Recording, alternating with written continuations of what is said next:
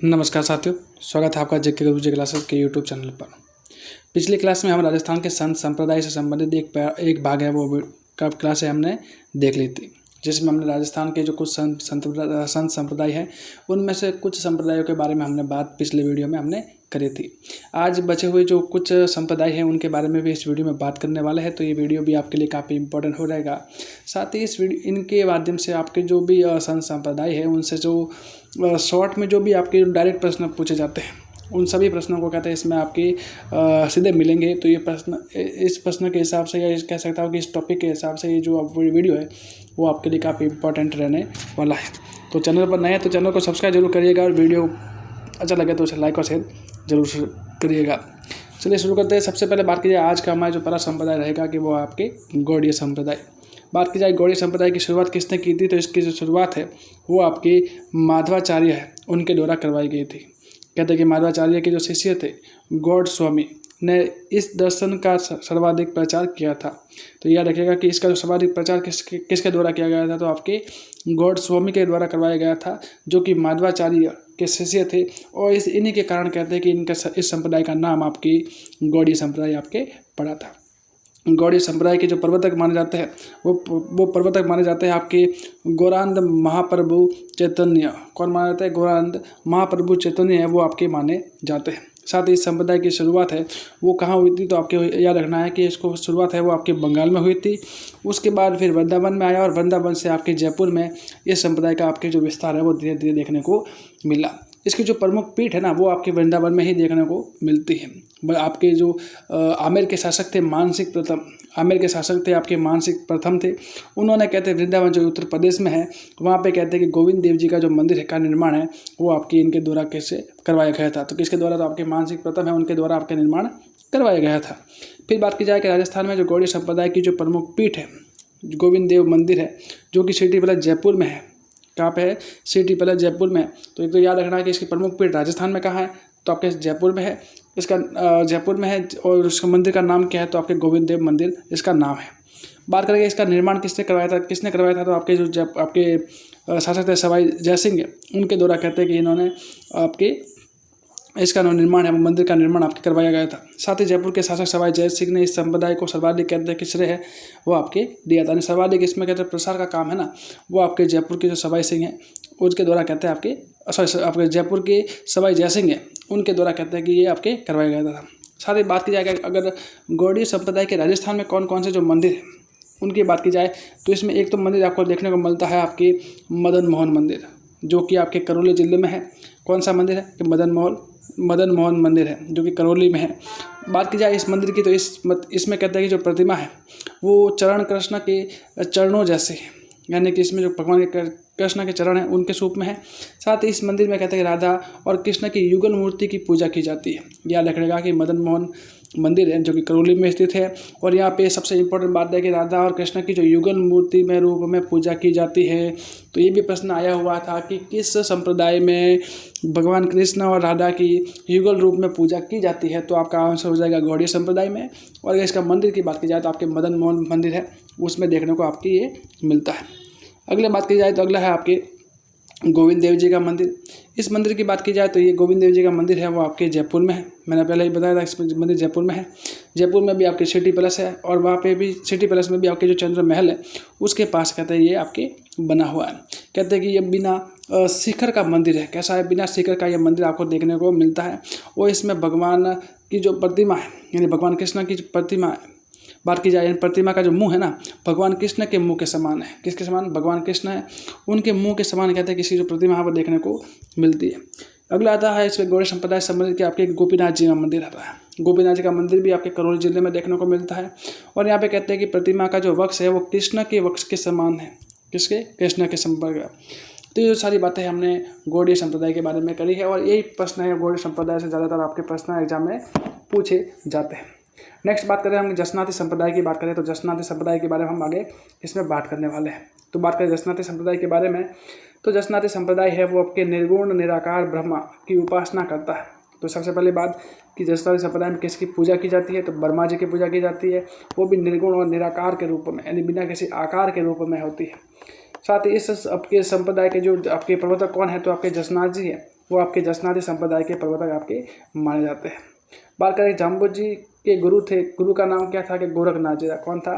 गोरखनाथ जी। जब आपके जाम्बो जी भी आपके जसनाती आपके संप्रदाय से आपके इनका संबंध आपके रहा था। इनके गुरु थे आपके गोरखनाथ जी, किसके? जम्बो जी के। और ये प्रश्न काफ़ी बार एग्जाम में पूछा गया है कि जाम्बो जी के गुरु का नाम क्या है, तो आपका आंसर हो जाएगा आपके गोरखनाथ जी। जसनाथ जी आजीवन कहते हैं ब्रह्मचारी रहे थे। आजीवन क्या रहे थे? ब्रह्मचारी रहे थे। और गोरखमाली जो बीकानेर में है, उस स्थान पर कहते हैं कि 12 वर्ष तक तपस्या की थी। कितने साल तक? 12 वर्ष तक तपस्या की थी। ठीक है। इसकी बात की जाए तो सिकंदर लोदी ने इनका कहते हैं कि जो कतरियासर जो कि बीकानेर में है, वहाँ पे कहते हैं कि 500 बीघा भूमि है वो प्रदान भी की थी। तो याद रखेगा क्योंकि जसनाथ जी है वो आपके भारत का संप्रदाय है और सिकंदर लोदी विदेशी है। फिर भी विदेशी के द्वारा कहते हैं कि आपके 500 बीघा आपकी भूमि है वो आपके प्रदान की गई थी आपके जसनाथ जी को। तो ये प्रश्न अपने आप में काफ़ी इंपॉर्टेंट आपके बन जाता है। ठीक है।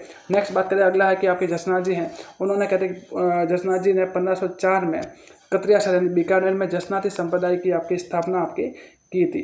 तो जसनाती संप्रदाय की स्थापना कब की थी? तो आपका उत्तर आएगा 1504 में। और कहाँ की गई थी? तो आपके कतरियासर बीकानेर में की गई थी। ठीक है।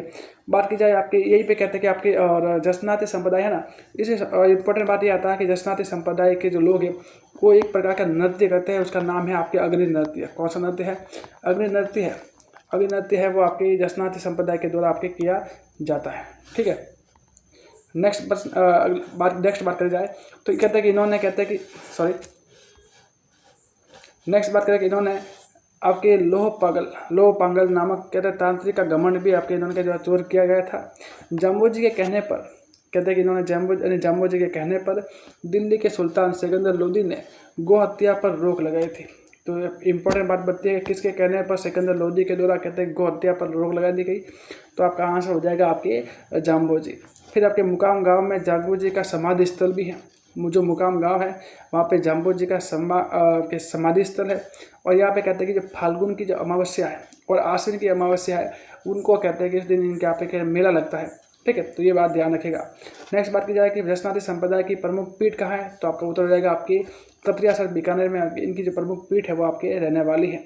इनका मुख्य मंदिर है ना वो भी आपके बीकानेर में भी है, बीकानेर में है। और इसी कतरियासर बीकानेर में है। और जो कि कतरियासर बीकानेर क्या है? तो याद रखेगा कि जसनाथ जी की आपके कतरियासर बीकानेर है वो आपके कर्मस्थली है। क्या है? कर्मस्थली है वो आपके है ये जो आपके कतरियासर बीकानेर वाली है, जहाँ पे कहते हैं कि और यहाँ पे कहते हैं कि वर्ष में 3 बार मेला लगता है। इसके अलावा कहते हैं कि आपके सिम्बुदड़ा, ये प्रश्न आज आ चुका है कि सिम्बुदड़ा और कोडो क्या है? सिम्बुदड़ा और कोडो क्या है? तो याद रखिएगा कि आपके संत जसनाथ जी हैं उनके द्वारा जो उपदेश दिए गए थे उनको एक ग्रंथ में कहते हैं लिखा गया था।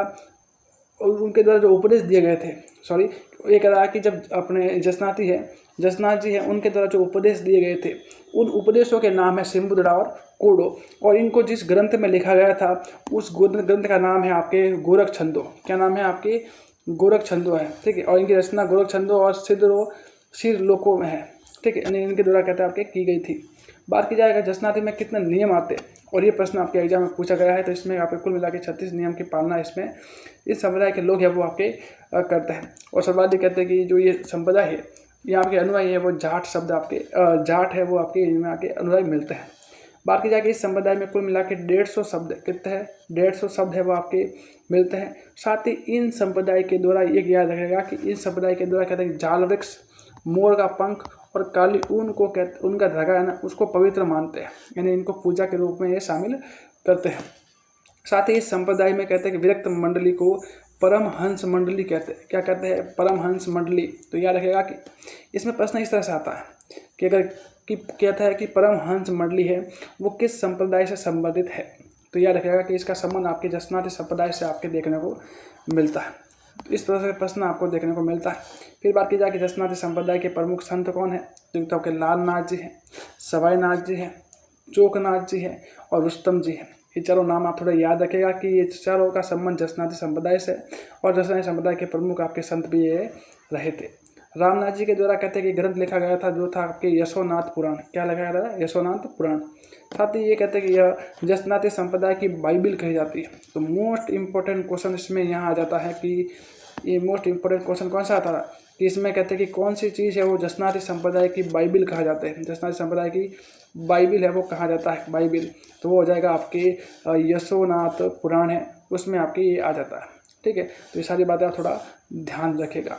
नेक्स्ट प्रश्न है कि इस संप्रदाय की जो 84 बाड़ियाँ है प्रसिद्ध है, कौन सी 84 बाड़ियाँ है, और ये आसन इन्हें कहते हैं, क्या कहते हैं, तो आपके आसन कहते हैं, क्या कहते हैं, आसन है वो इन्हें कहते हैं। और मैंने बता ही दिया कि इस संप्रदाय के द्वारा सबसे अधिक जो इसके अनुयायी कौन से नृत्य करते हैं, तो आपके अग्नि नृत्य करते हैं, अग्नि नृत्य। ठीक है, बाद में ही आपके कहते हैं, फिर अगला आता है आपके विष्णु संप्रदाय।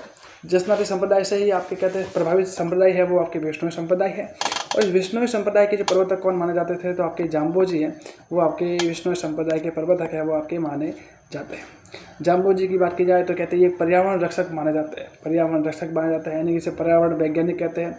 गुंगा के नाम से, गहला के नाम से और विष्णु का अवतार के नाम से कहते हैं कि आपके जाम्बोजी है उनको जाना जाता है। इनका जन्म आपके पीपासन नागौर में हुआ था। जाम्बोजी का जन्म है ना वो आपके 1414 जाम्बोजी का जन्म है वो आपके 1451 में पीपासन नागौर में आपको इसमें भाद्रपद कृष्ण अष्टमी है उस दिन आपके पीपासन नागौर में कहते हैं जाम्बोजी का जन्म हुआ था। इंपॉर्टेंट बात है कि इनके जो बचपन का नाम क्या था, तो बचपन का नाम इनका धनराज मिलता है। क्या मिलता है, धनराज आपके इनके बचपन का नाम मिलता है।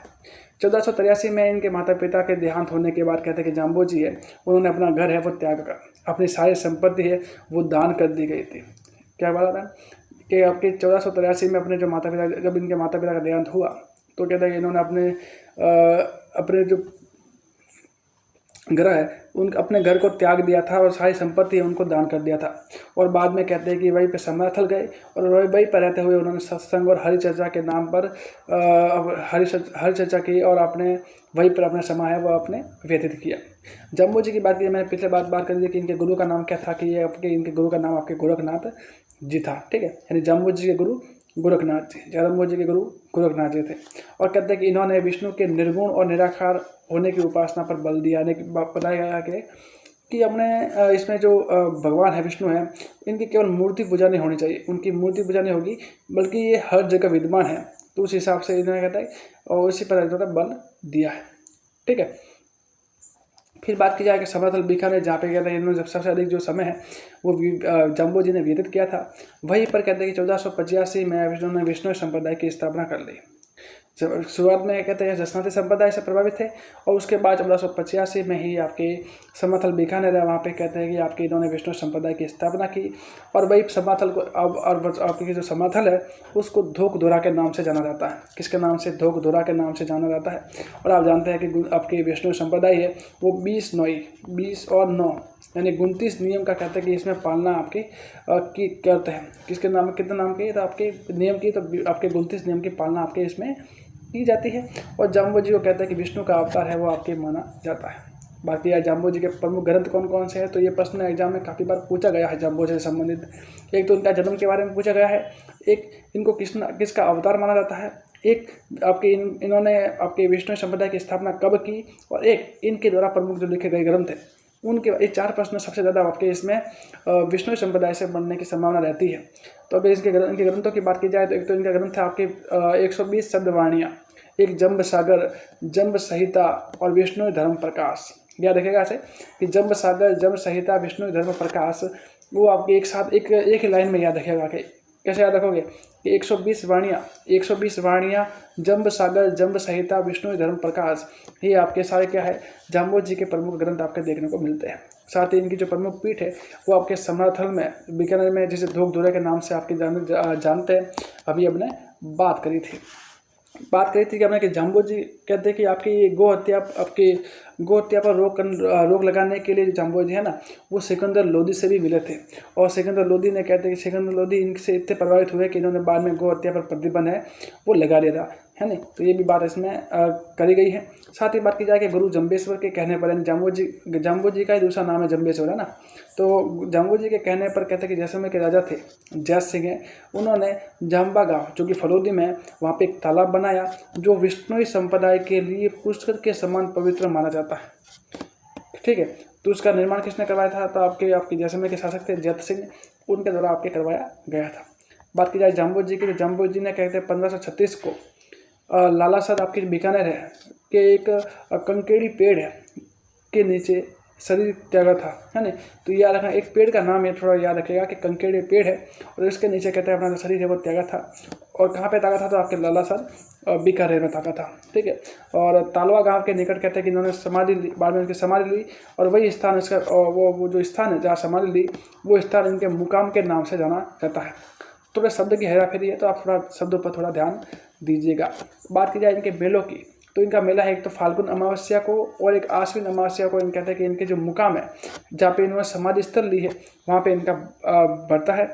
और इस जो मेला बढ़ता है इस मेले को आपके विष्णु का कुंभ के नाम से भी जाना जाता है, ठीक है। फिर बात की जाए कि इन्होंने कहते हैं कि मैंने पहले बताया था कि ये अपने विष्णु संप्रदाय है और यहाँ के जो आपके जिनके प्रवर्तक आपके जाम्बोजी हैं ये आपके पर्यावरण प्रेमी थे।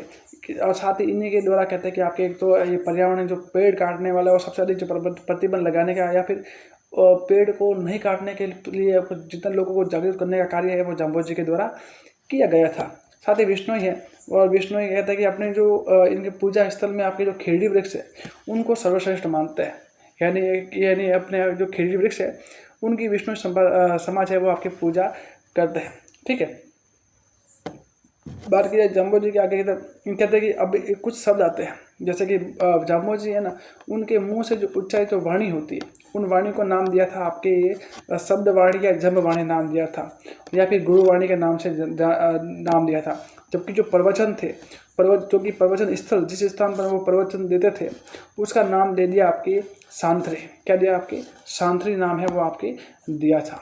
इनके द्वारा कहते हैं कि जो अभिमंत्रित जल था उससे कहते हैं कि पहाल के नाम से दिया। क्या नाम दिया, पहाल था। और इसे पिलाकर कहते हैं कि विष्णु संप्रदाय है वो पंथ में दीक्षित करते हैं।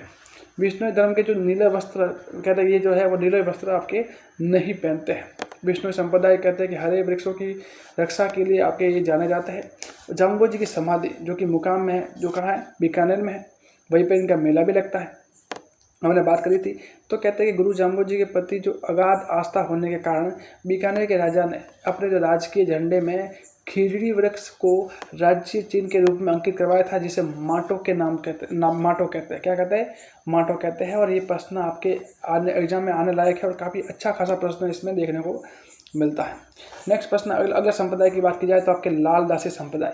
अगला संप्रदाय है आपके लालदासी संप्रदाय है जिनके प्रवर्तक आपके लालदास जी माने जाते हैं। लालदास जी है वो इनके प्रवर्तक माने जाते हैं जिनका जन्म आपके 1540 में, लालदास जी है उनका जन्म आपके 1540 में श्रावण कृष्ण पंचमी को धौलीधूप अलवर में आपके इनके जन्म है वो आपके हुआ था। कहते हैं कि लालदास जी है वो आपके मेव जाति के मुसलमान थे और जिनकी मृत्यु आपके 1648 में नगला जहाज भरतपुर में इनकी जो मृत्यु है वो आपके हुई थी। और इन्होंने जो समाधि है वो शेरपुर जो कि कोटपुतली बहरोड में है वहाँ पे कहते हैं कि इन्होंने समाधि ली। और वहाँ पर भी आपके हमेशा हर साल आपके आश्विन की 11 और माघ पूर्णिमा को कहते हैं कि इनका जो मेला है वो भी आपके इनके लगता है। बात की जाएगी प्रमुख पीठ की बात किया तो इनकी प्रमुख पीठ जहाँ पे इन्होंने समाधि ली थी नगला जहाज भरतपुर में ही इनकी जो प्रमुख पीठ देखने को मिलती है।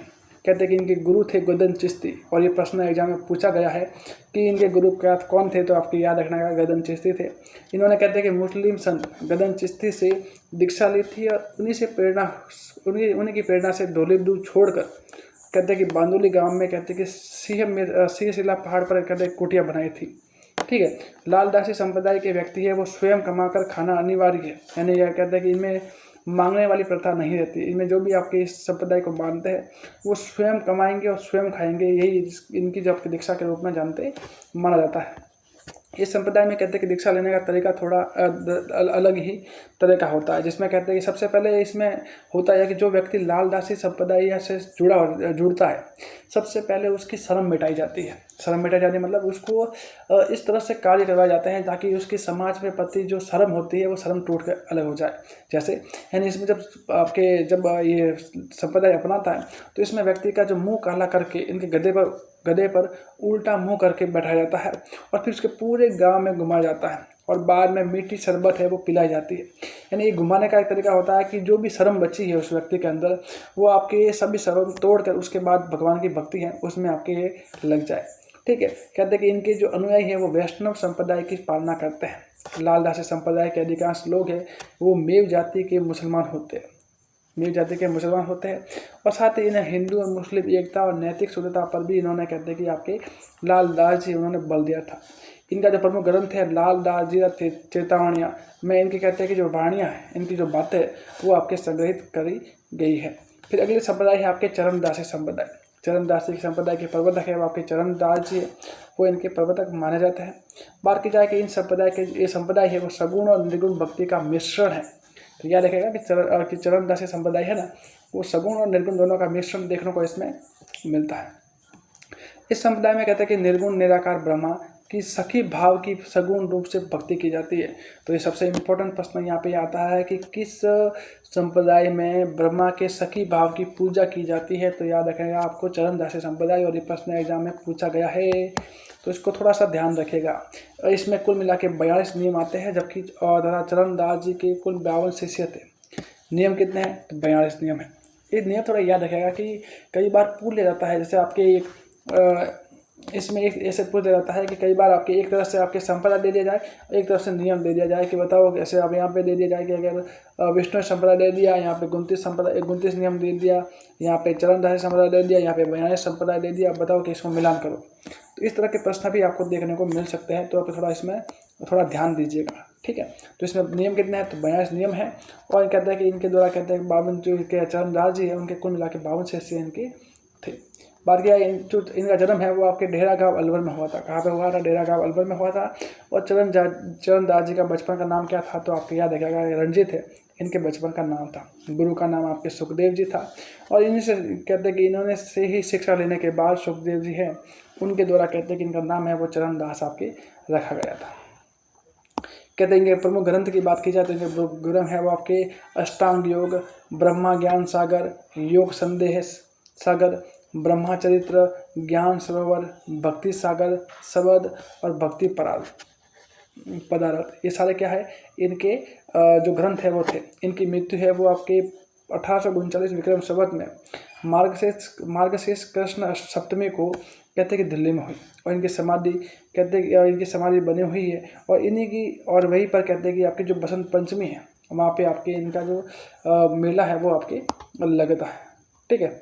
फिर अगला बात की जाए, नेक्स्ट बात की जाए तो क्या इनकी बात की जाए तो इनकी जो अंतिम यात्रा है वो जयपुर के शासक जो प्रताप सिंह के आग्रह पर विक्रम संवत 1839 में जयपुर में हुई थी। और जहाँ पर 10 दिन तक वहाँ रहे थे। और राज्य की ओर से उपहार में इन्होंने कहते हैं कि एक गांव जो कोलीवाड़ा है और 21 स्वर्ण मुद्रा है वो स्वीकार करी थी। याद रखिएगा सारी बातें इनके बारे में। चरणदास जी कहते हैं कि ये आपके पीले वस्त्र धारण किए करते थे। इनकी प्रमुख जो कि इनकी मृत्यु दिल्ली में हुई, तो इनकी प्रमुख पीठ कहाँ है? तो दिल्ली में ही है।